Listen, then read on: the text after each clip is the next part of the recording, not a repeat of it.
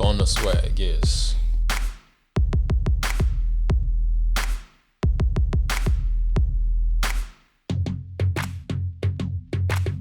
My name is Bonoswagg. I work in radio.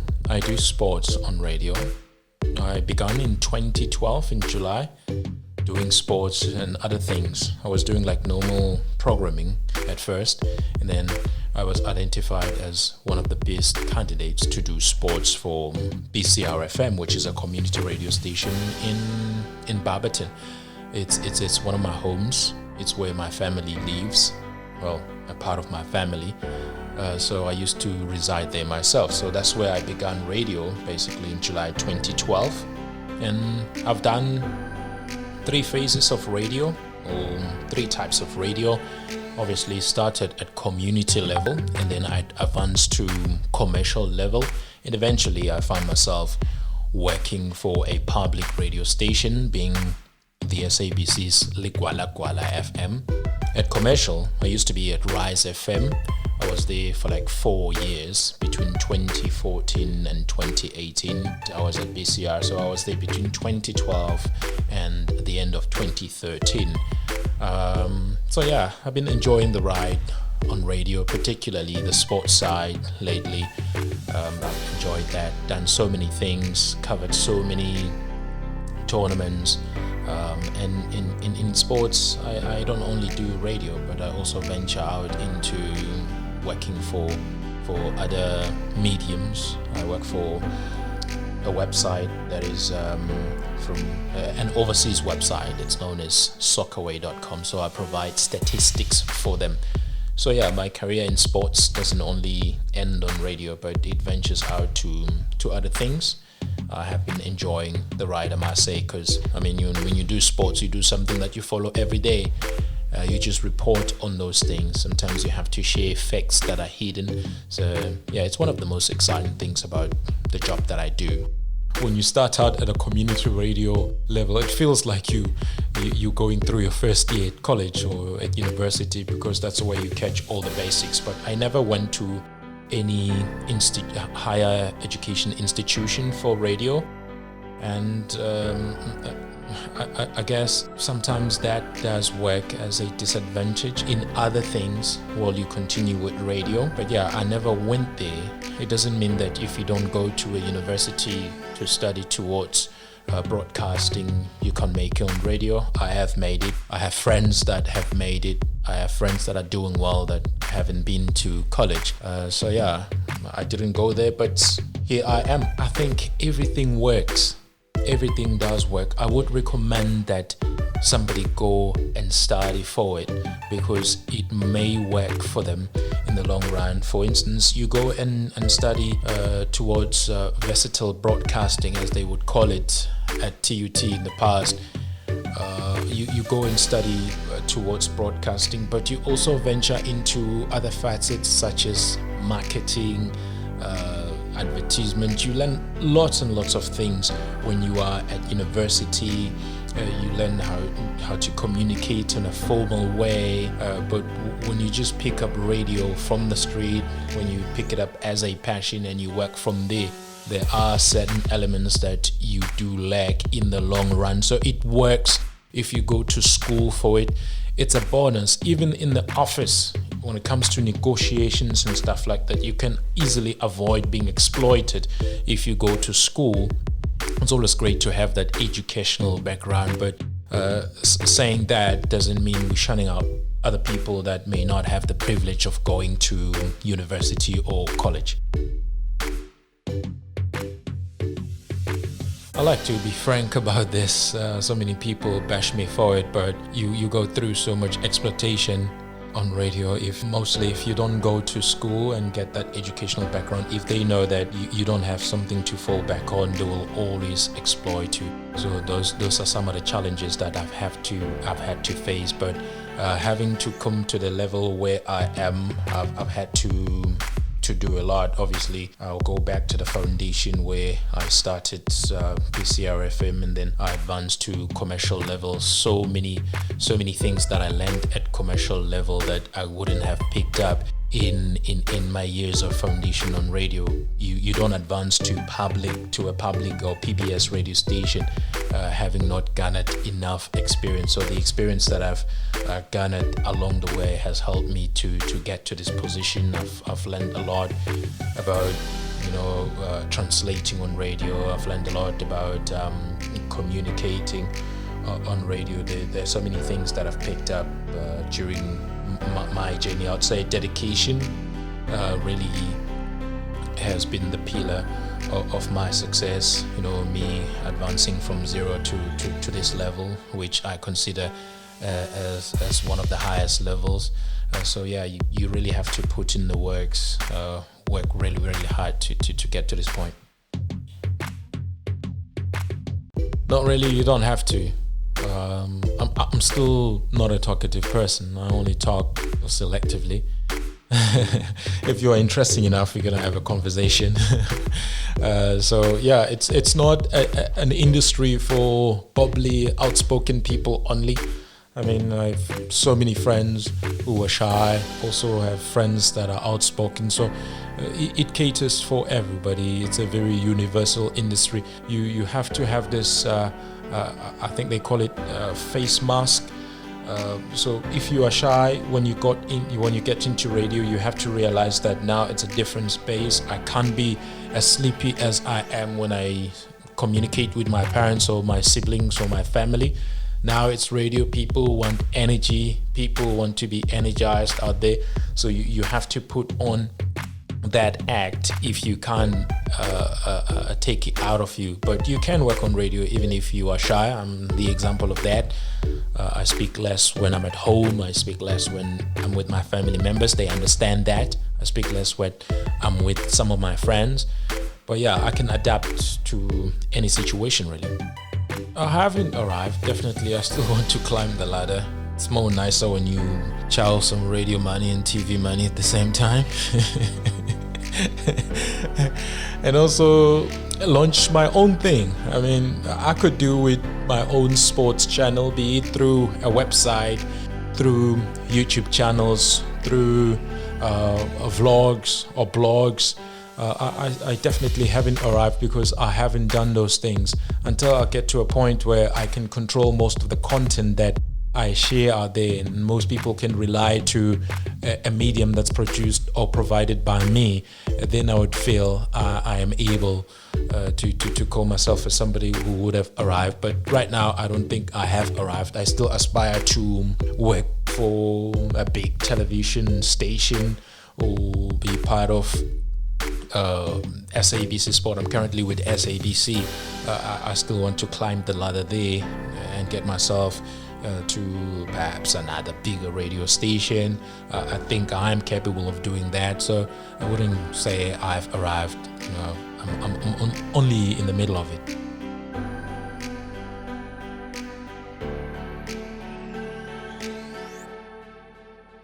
My love for sports, I would say, began as a young boy, staying at my grandmother's house in Lupisa. Actually, my grandfather's house, my paternal grandfather's house. He would be so offended if I call it my grandmother's house, I think. But anyway, it started there when I used to look after my grandparents' cows. So I had this friend of mine who would take me off the cows to go watch football. Would go watch one of the biggest football clubs in South Africa. I'm not gonna reveal which football club it is. So we would veer off from going towards the bush to look after cows and goats to go and watch football, and we would watch at my uncle's house. Back then, TV wasn't as accessible as it is right now. So that's when my love for sports was really instigated within me. And then later on in life, I get to work on sport, which is a precious opportunity for me. Yeah, I was very, very young, maybe about 7, 8. Yeah. Nah, I don't really think it's dying. It might die in the future, but I don't really think we are near that. I think radio still has its place. So many people still rely on the medium of radio for information. It's still so natural for a person to wake up in the morning and turn on the radio. It's still I think it's widely the most accessible gadget with which people can get information, especially in the country. I'll speak about the country, not really the first world. People still find it difficult to have access to internet, and podcasts are some projects that are largely based on internet accessibility. So I think radio is still very much accessible, so it still has its place in the hearts of many people in the country. Sports anchor. Very difficult to reveal that, but anyway, radio personality, it always has been DJ Fresh. Big inspiration in my career. Used to listen to his shows when he was still with the SABC. Listened to him for so many years. Also picked him up when he was still working for a private radio station, being Y. Keep motivated. Stay motivated. Just knowing that somewhere there could be a better opportunity, and I have to work extra hard to tap into that opportunity. I always know that there is always a bigger opportunity. There's always a door awaiting to open, but I just need to push a little. So knowing about the potentiality that's there keeps me going. Never been an intern. Yeah, I never really interned. When I was first recruited, I was told that it was an audition, but it wasn't really an audition because I submitted a demo and a CV. When I got there, they said, you are the 13 people that we have chosen. So these are the tasks that we will give you for this day, and you have to keep on coming. So yeah, we did that for like a week, but basically they were just taking us through like a first week training of some sort. So it wasn't like being an intern. And sometimes you get to be an intern for like a month, or sometimes 3 months, and sometimes things don't work out. So I was fortunate enough, I guess, to start like that. Identify a person you can co-work with. Identify a person you can learn a lot from. Identify a person that can inspire you and has enough time for you, and learn as much as you can from them. And no, don't be afraid to ask questions. Ask lots and lots of questions. And also, if you've got distractions, just take them aside and focus on what it is that you have requested to follow. Show dedication. Prove to the person who's afforded you an opportunity that you are worth it, because that's the only way you could be remembered. There are so many people that come through in institutions for internship, and many of them don't cut it because they get there, they show attitude, or they're not zealous enough. So you really have to put yourself out there and dedicate yourself to the cause. Because I haven't really followed the podcast divisions, which is a very new thing in the broadcast industry. I know radio makes most of its money through advertisements. You know, we work enough to sell our content, our products, and align ourselves to potential advertisers or businesses that would like to promote their businesses through us. So that's how radio works. Podcast, I guess, it's not really dissimilar to radio. They also want to go through the same route. When more people follow those podcasts, the better and lucrative they become in terms of them attracting advertisers or businesses that want to advertise through them. So it's almost a similar way, but radio is still way ahead because it is still the most trusted medium there is out there. Although I haven't really identified what it is at this point, but I think I do envisage myself doing something. Maybe get into charity, be big on that, work on that. I know it sounds selfish, but you can be profitable through charity. You know that.